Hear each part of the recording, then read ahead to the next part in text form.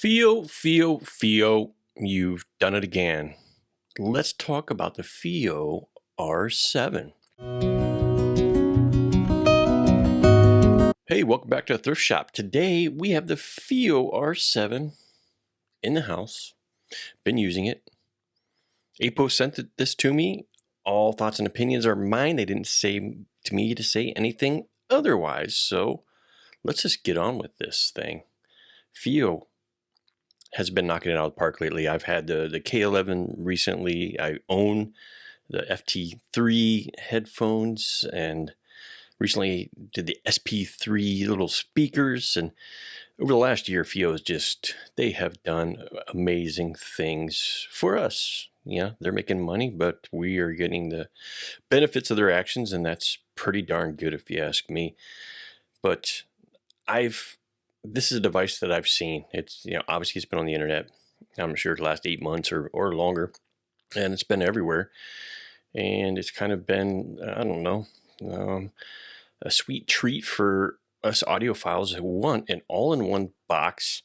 So you're basically going to have like a digital audio player right in front of you. You've got a screen in front of you. It acts basically just like a physical DAP. This is the HiBi R4, and my review probably will be up, if not before, right after.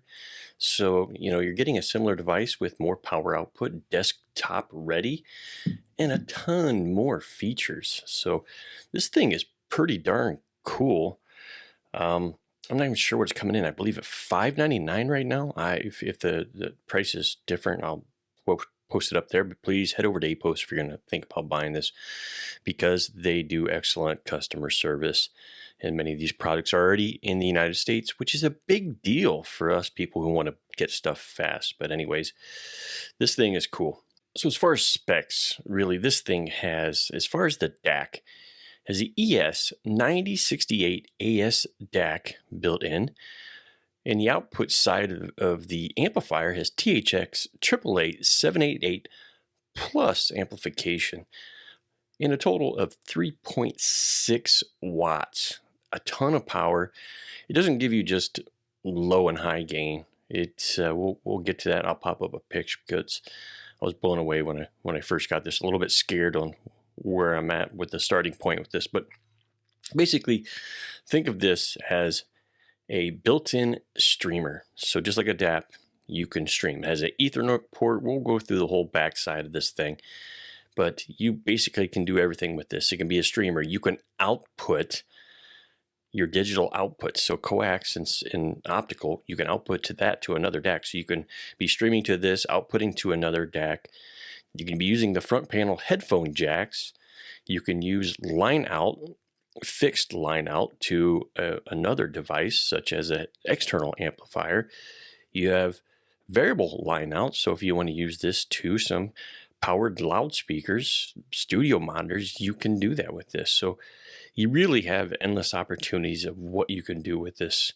And I've spent my time with this, and I'm going to pop up pictures along the way of certain things that caught my mind, and we're going to go from there.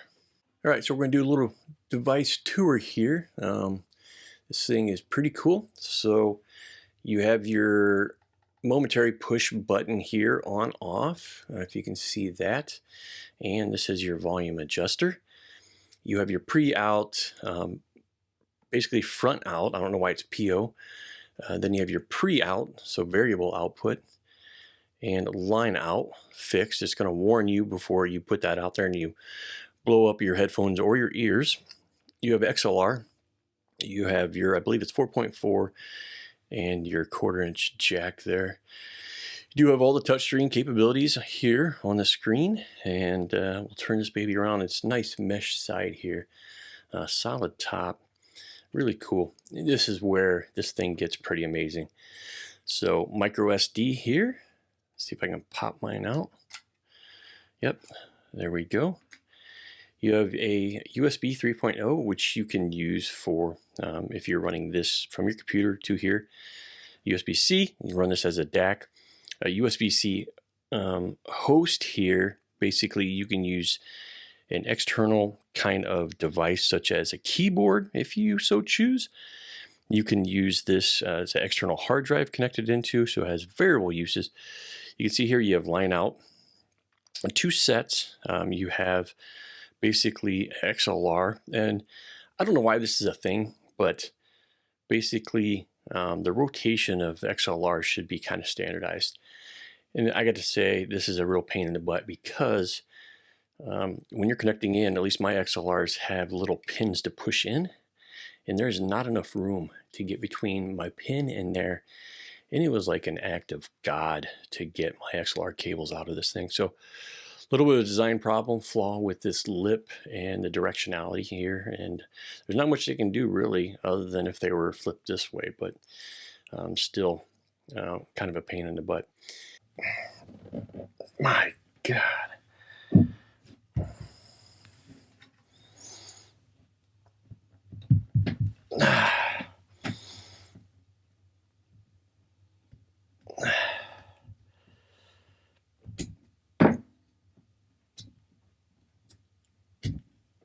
You do have the option of run the AC or DC, so you can get an external power supply and run this, but you can just directly connect it through AC. So not sure why they did that.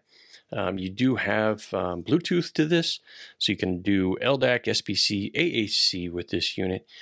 And as I mentioned, you have digital inputs and out. So you have optical in, coax in, optical out, coax out, and you have your Ethernet connection. So you have everything that you need in the back of this compact unit, which is pretty cool. So we'll get back to the review. So I started my journey with this and listening, basically using it. I wanted to use streaming services, but that's just a pain in the butt for something that I have to send back. If you own it, yeah, it's great. You know, you don't have to worry, but loading all of your, passwords and all of that, then sending it back and then making sure it's scrubbed and all that. So a little bit, wary, I guess, at best, is for doing things like that. So in this case, instead of streaming, basically I installed a micro SD card out of one of my digital audio players, quickly scanned the music in, and I don't know, 2,000-3,000 songs that I got on there. I'm not sure total, but it was pretty fast, I have to say, and everything was loaded in. And as you can see, the image artwork, I don't have it for every album, every song, but anyways, it actually looks terrific. I don't know what the resolution of this screen is. I should know, but it's absolutely terrific. You can change the brightness or whatever, and I did change the timeout, so I think I have 2 or 5 minutes or something like that. So got to be pretty quick and bring it back to life, but really cool. We could hit play here for 1 second.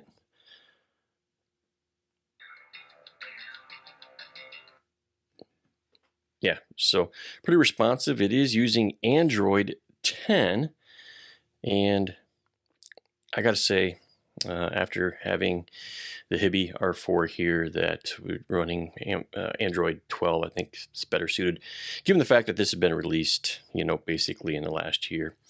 Getting Android 12 would have been much better, but we'll put that aside. So my listening, I think one of the first songs I listened to was Chris Cornell. I think it was the song One. It sounded amazing.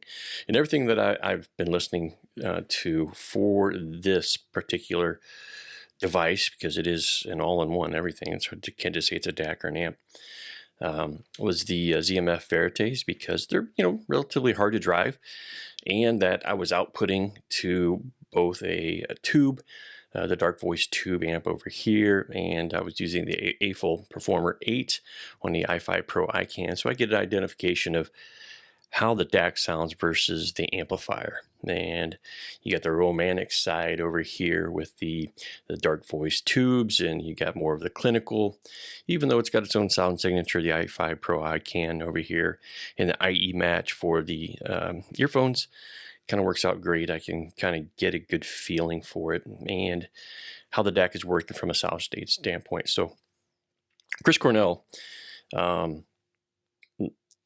his, I believe it's a songbook album, even though I was looking at his kind of collective album of all of his works, and you'll see that in the picture that I popped up. But that is one of the best recorded kind of acoustic jams that I've ever heard. So it absolutely sounded amazing in here. I didn't notice any timbre differences with his voice, the guitar specifically. So no issues. It sounded great. The only issue that I had, as I mentioned, is that from a gain standpoint, I started off in high, and I was really scared because 3.6 watts connecting it in. I was about at 100 on the meter, and it goes to 120. So I was about 100, and I'm like, wow, I'm really taxing this thing if it's 3.6 watts. So I go into the gain setting mode, and here it's not just low, medium, and high. It's low, medium, high, super high, and ultra high. I don't know why. Just change the increments. I don't get that philosophy, but I don't know if it's to do with the AAA 7888 Plus kind of chips that they're using. I have no idea, but a little bit crazy how they're doing the gain. But anyways, I went to super high gain with the Verite, and yeah, worked out really good. Sounded amazing. I then went on to, usually I like to play in some Led Zeppelin because I love Led Zeppelin. If you have an older stereo that's warm, lush, maybe a Japanese sound signature amplifier, typically had that warm, lush, rolled off top end, you know, it makes bad recordings sound good. And that's a case with Led Zeppelin. I love Led Zeppelin, so I don't care how I hear it.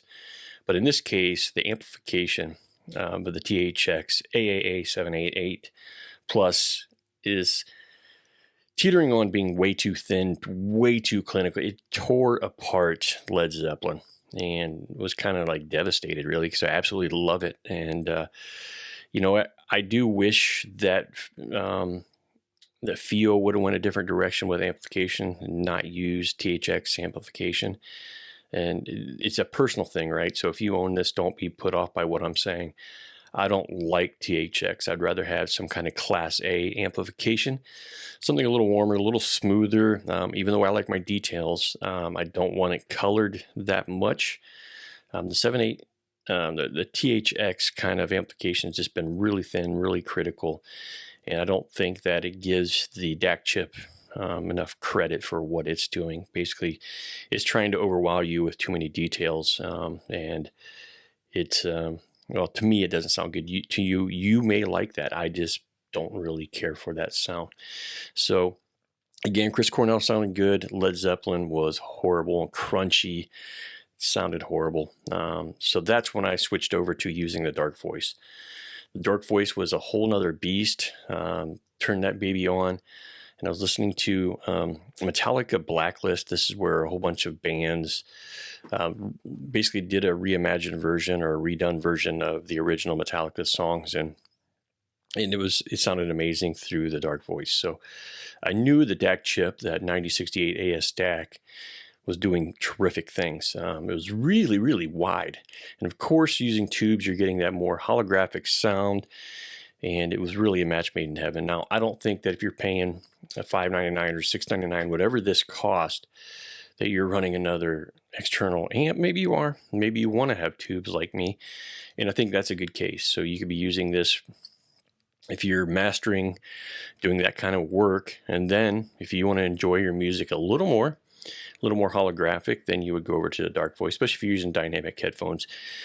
So I could see that use case really being in play. And even though the DAC sounded wide, it didn't get a lot of depth. It really opened up when running tubes. So I got both depth and more width with it, and it really sounded amazing. That was very apparent when I switched over to running a Tool. I think it was the Lattice album. If I said that right. Anyways, I think it's up right here. Yeah, right here. So I was running Tool Reflection song, and I cycle through these probably 3 or 4 times a day. When I work out, I listen to Tool. Absolutely love it. And I just fell in love. So I went back and forth between the Darkvoice and the IFI Pro Ican here, and with the A-Fold Performer 8. Fell in love. I mean, I would have no problem using this as my main system. And I've said this before, and there's been comments recently that either they're directed to me of someone who has a problem, or where I've mentioned I've had a problem where I will get glitchy audio outputting from my MacBook. And I've got the M2 whatever higher version for making videos. So the problem that I have is I have so many things open at one time, and it's a problem. But I have to close down a lot of things, restart my computer, clean out the cache, and it sounds great for a while until I think it just builds up, and then I start getting glitchy. So that's my own personal problem. I mentioned using kind of an onboard streamer instead of running your computer for audio when you're enjoying music. Now, if you're doing work as part of mastering, mixing, then maybe this device is perfect for you, because you can run this as a DAC from your computer, or you can run it dedicated. For me, I love this being dedicated, not part of my computer stream.